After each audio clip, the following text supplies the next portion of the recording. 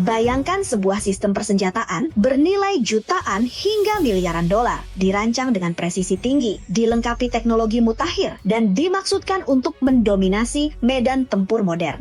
Namun alih-alih menghancurkan targetnya, sistem tersebut justru berakhir di tangan pihak lawan dalam kondisi relatif utuh, tidak hancur, tidak musnah, melainkan tertangkap. Ini adalah mimpi buruk strategis. Teknologi rahasia dibongkar, dipelajari, lalu berpotensi direkayasa ulang menjadi senjata baru oleh musuh. Fenomena inilah yang berulang kali terjadi dalam konflik yang melibatkan Iran. Saat Amerika Serikat dan sekutunya mengandalkan keunggulan teknologi sebagai tulang punggung dominasi militer, Iran justru memainkan pendekatan yang berbeda, lebih sabar, lebih oportunistik, dan dalam beberapa kasus sangat efektif. Mereka tidak selalu harus menciptakan semuanya dari nol. Cukup menunggu momen, menangkap teknologi yang jatuh, lalu menirunya dengan pendekatan mereka sendiri. Dan yang membuat situasi ini semakin serius, sejarah menunjukkan bahwa pola ini bukan kebetulan. Iran telah melakukannya berkali-kali dan seringkali berhasil. Pertanyaannya sekarang menjadi semakin relevan. Dalam konflik terbaru ini, sistem persenjataan apa saja yang berhasil diamankan oleh Iran? Seberapa besar risiko jika teknologi tersebut berhasil dipahami dan direplikasi dengan biaya yang jauh lebih rendah?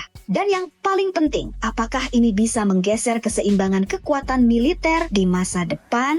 Mari kita bedah satu persatu. Kisah ini dimulai dari sebuah insiden yang relatif jarang dibahas, namun sebenarnya sangat krusial. Pada awal April, dalam sebuah operasi penyelamatan berisiko tinggi di wilayah Iran, dua pesawat MC-130J Komando Dugan milik Angkatan Udara Amerika Serikat dilaporkan mengalami masalah serius hingga akhirnya terdampar. Situasinya genting, tidak ada banyak pilihan. Dalam kondisi seperti itu, militer AS mengambil keputusan ekstrem, menghancurkan aset mereka sendiri. Tujuannya jelas, mencegah teknologi sensitif jatuh ke tangan Iran. Mengingat harga satu unit pesawat ini bisa mencapai sekitar 2 triliun rupiah. Keputusan tersebut bukanlah hal yang diambil dengan ringan. Namun seperti yang sering terjadi dalam perang, tidak semua berjalan sesuai rencana. Tidak seluruh bagian berhasil dimusnahkan. Di antara puing-puing yang tersisa, ditemukan sebuah komponen kecil yang tampak tidak mencolok. Bentuknya menyerupai kamera eksternal, seperti CCTV yang menempel di badan pesawat. Namun, di balik tampilannya yang sederhana, komponen ini diduga merupakan bagian dari sistem pertahanan canggih.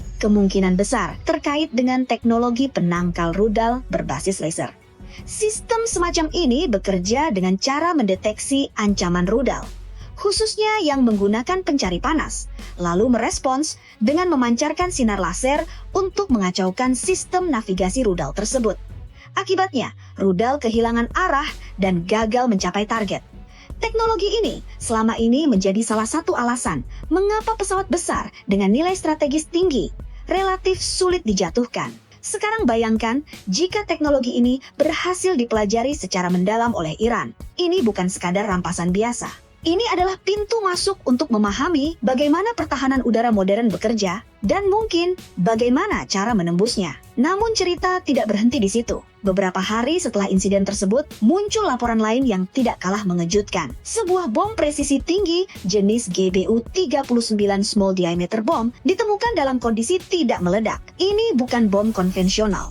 GBU-39 dikenal sebagai salah satu senjata dengan tingkat akurasi sangat tinggi, mampu meluncur hingga lebih dari 100 km dan tetap stabil meskipun menghadapi gangguan elektronik.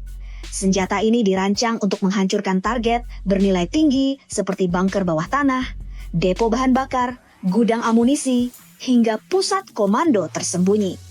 Dengan sistem pemandu yang kompleks, kegagalannya untuk meledak menimbulkan banyak pertanyaan. Apakah ini murni kegagalan teknis? Atau ada campur tangan sistem peperangan elektronik Iran yang berhasil mengganggu operasionalnya? Yang jelas, ini bukan kejadian pertama. Insiden serupa pernah terjadi sebelumnya dalam konflik lain, dan setiap kali itu terjadi, kekhawatiran utama selalu sama. Teknologi tersebut bisa jatuh ke tangan pihak lawan. Dan dalam konteks ini, bom yang tidak meledak bukan sekadar kegagalan operasi. Itu adalah hadiah teknologi.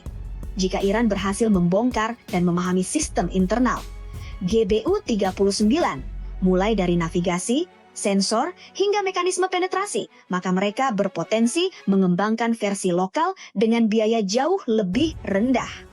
Dampaknya, senjata presisi tinggi tidak lagi menjadi monopoli negara-negara tertentu. Selanjutnya, kita masuk ke salah satu sistem paling sensitif dalam arsenal Amerika, rudal siluman AGM-158 JSM.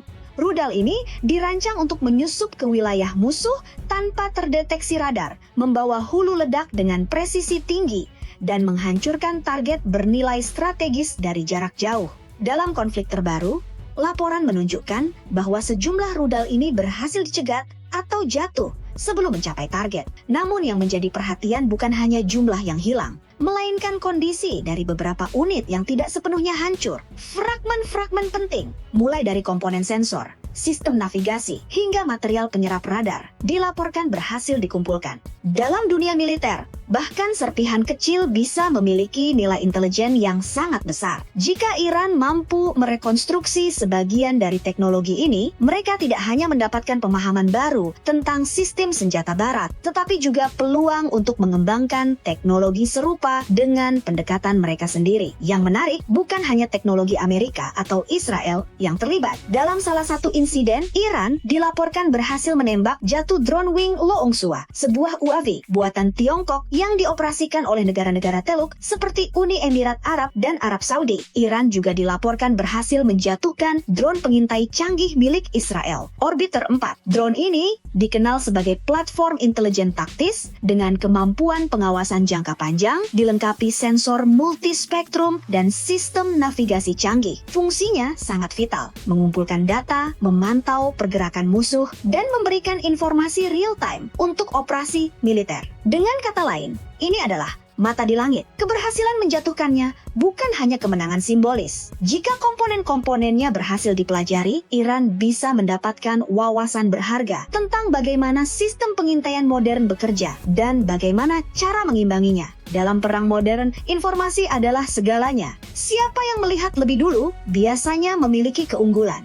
Pada tahun 2011, Iran berhasil menangkap drone siluman RQ-100 70 Sentinel milik Amerika Serikat. Hanya dalam beberapa tahun, mereka mengembangkan versi lokal yang meniru desain dan sebagian fungsinya. Itu bukan kebetulan, itu pola. Dan pola ini terus berulang. Setiap teknologi yang berhasil diamankan menjadi batu loncatan bagi industri militer Iran. Di tengah sanksi internasional yang membatasi akses terhadap teknologi luar, pendekatan ini menjadi alternatif yang efektif. Hasilnya terlihat jelas. Iran mampu memproduksi rudal dan drone dalam jumlah besar, menggabungkan inovasi lokal dengan hasil reverse engineering dari teknologi asing. Dan dampaknya tidak hanya terbatas pada Iran. Sekutu mereka, baik secara langsung maupun tidak, juga berpotensi mendapatkan akses terhadap pengetahuan ini. Di sisi lain, kerugian bagi Amerika Serikat dan sekutunya tidak hanya bersifat finansial. Kehilangan aset bernilai miliaran dolar memang signifikan, tetapi